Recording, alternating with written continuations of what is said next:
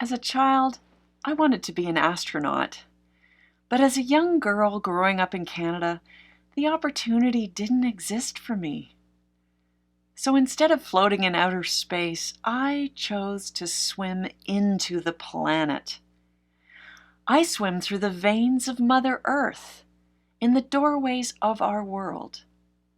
I find peace, respite from the clanging, distracting earth above me. On land, I'm heavy, but here in my element, I can fly with the incredible lightness of being free. In this place, void of all light, there is revelation, each new tunnel offering access to something never seen, remote and forbidden, yet here I am fully engaged. Without challenge, without exploration, we are dead. And if we do not face the fear of the darkness, it will chase us into submission. I swim through this sanctuary, sometimes even through the graves of my friends, feeling only their joy in a life fully lived. I swim through the pulsing turquoise life of our planet, because the future is revealed here, beneath your feet, where all that we have wrought upon the land will be returned to us to drink. I swim through the womb of this planet to give birth to images and ideas, to share her wonders and her hardships. And whether you visit it or not, this sacred realm should be your sanctuary too. The flesh of this earth soaks up all that you give it. Springs will nourish your rivers or carry your pollution. This underworld sanctuary can offer a wellspring of life or create a harbor in decline. As society seeks answers on distant worlds, we must also journey within. The beating heart of the water planet is beckoning all of us. Look within her. Look within yourself. Find a world of great potential. Find a world worth nurturing.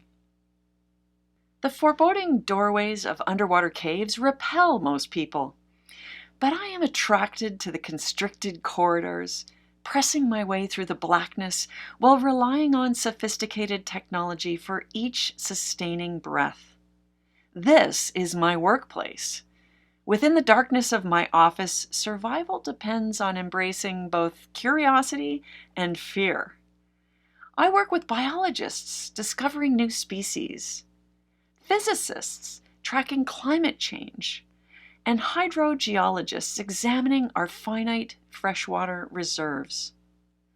Following the course of water wherever it guides me, my exploration has allowed me to witness new life forms inside Antarctic icebergs, skeletal remains of ancient civilizations, and geologic formations that tell the story of Earth's past. Underwater caves are museums of natural history that teach us about evolution and survival. They are portals to the mythic underworld of indigenous cultures and windows to the aquifer from which we all drink.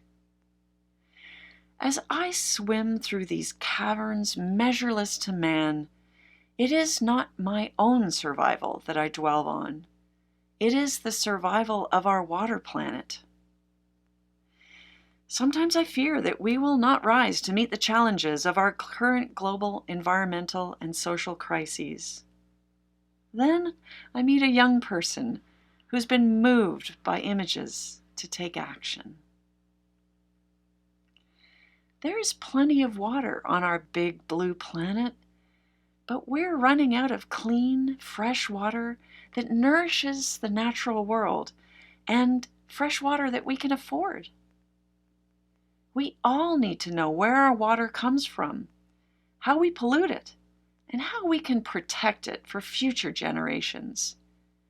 We have to protect it from corporate interests whose success relies on commodifying it and selling it to the highest bidder. Clean water is not just our greatest treasure. It is a basic human right. Helping young minds understand and embrace their water planet is key to our survival. Our photography and storytelling has the power to exact change.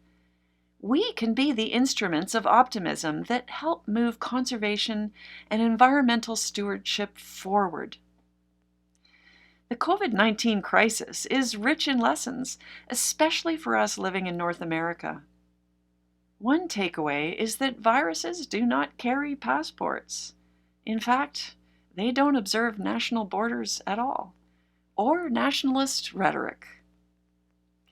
In our tightly integrated world, a contagious disease originating in one country can and will go global.